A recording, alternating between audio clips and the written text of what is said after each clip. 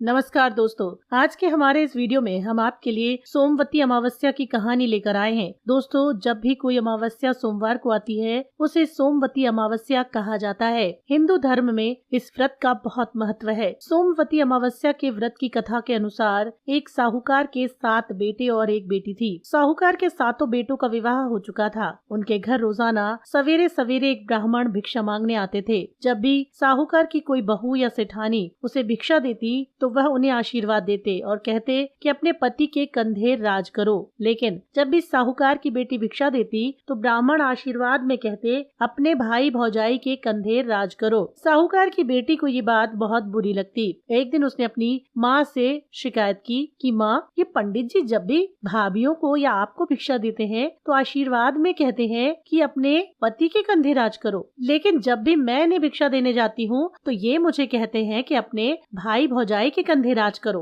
तो उसकी माँ ने कहा, तू कल भिक्षा देने जाना, जब वो तुझे आशीर्वाद देंगे तो मैं उनसे इसके पीछे का कारण पूछूंगी। अगले दिन ब्राह्मण जब भिक्षा लेने आए तो माँ वहाँ आ गई और ब्राह्मण से कहने लगी, आप इसे ऐसा आशीर्वाद क्यों दे रहे हो? तब ब्राह्मण ने कहा, क्योंकि इसकी किस्मत में सुहाग नहीं है। तब सेठानी ने ब्राह्मण से इसका उपाय पूछा। ब्राह्मण बोले, यदि सोना धोबन इसकी शादी में आकर आशीर्वाद दे तो इसका पति बच सकता है। तो उसकी माँ पूछती है कि सोना धोबन कहाँ रहती है? पंडित जी कहने लगे, 7 समंदर पार सोना धोबन का गांव है। तब सेठानी ने अपने बेटों से कहा कि सोना धोबन के गांव बहन को लेकर जाना है। तब 6 बेटों ने तो मना कर दिया, परंतु 7वां बेटा तैयार हो गया। दोनों भाई बहन सोना धोबन के गांव के लिए रवाना होते हैं। नदी के किनारे दोनों एक पेड़ के नीचे बैठ जाते हैं। उसी समय पेड़ के नीचे से एक सांप निकलता है और वो सांप पेड़ के ऊपर चढ़ने लगता है। उसी समय बहन की नजर उस सांप पर पड़ जाती है और वो अपने भाई से कहती है, देखो भाई, पेड़ पर किसी पक्षी का घोंसला है, उसमें नन्हे नन्हे बच्चे हैं। ये सांप उन बेचारे बच्चों को खा जाएगा और जब पक्षी आकर देखेंगे तो उन्हें कितना दुख होगा। तब भाई उस सांप को मारकर वही टोकरी से ढक देता है। शाम को एक हंस और हंसनी का जोड़ा उस तरफ आता है तो अपने घोंसले के आसपास पेड़ पर खून देखकर वो डर जाते हैं। उन्हें लगता है उन दोनों भाई बहन ने ही उनके बच्चों को मार दिया है। तो वो वहाँ आते ही उन दोनों के पैर पर चोंच मारने लगते हैं कि तभी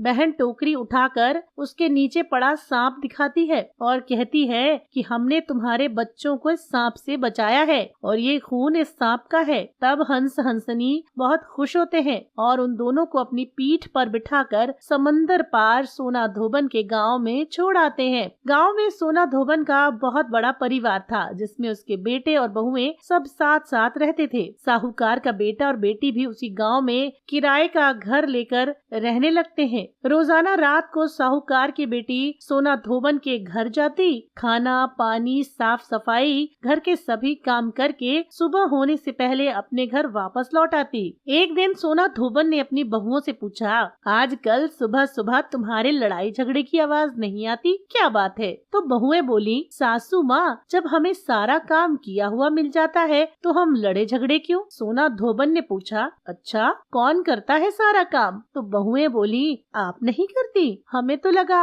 हमारे उठने से पहले ही आप घर का सारा काम कर देती हैं। तब सोना धोबन ने ये पता लगाने का निश्चय कर लिया और वो रात भर जागती रही। जब साहूकार की बेटी आई तब सोना धोबन ने उसका हाथ पकड़ लिया और पूछने लगी, कौन हो तुम? क्यों आकर मेरे घर का सारा काम करती हो? तब साहूकार की बेटी ने ब्राह्मण वाली सारी बात सोना धोबन को बता दी और कहा, यदि आप सोमवती अमावस्या का फल मुझे दे दें तो मेरा सुहाग अमर हो जाएगा। तब सोना धोबन ने उसकी बात मानते हुए कहा कि जब तुम्हारी शादी पक्की हो जाए तो मुझे न्योता भेज देना, मैं तुम्हारी शादी पर जरूर आऊंगी। इसके बाद दोनों भाई बहन अपने घर वापस आ जाते हैं और बहन के लिए लड़का ढूंढकर शादी की तारीख पक्की होती है। सोना धोबन को भी न्योता भेजा जाता है। शादी के दिन फेरों के ठीक बाद एक सांप आता है, दूल्हे को डस लेता है, जिससे दूल्हा वहीं मर जाता है और तब सोना धोबन संकल्प लेकर दूल्हे के मुंह में पानी डालती है और वो वापस जीवित हो जाता है। और तभी से सोना धोबन के साथ साथ साहूकार की बेटी और बहुओं ने भी सोमवती अमावस्या का व्रत करने का संकल्प ले लिया। जय अमावस्या माता।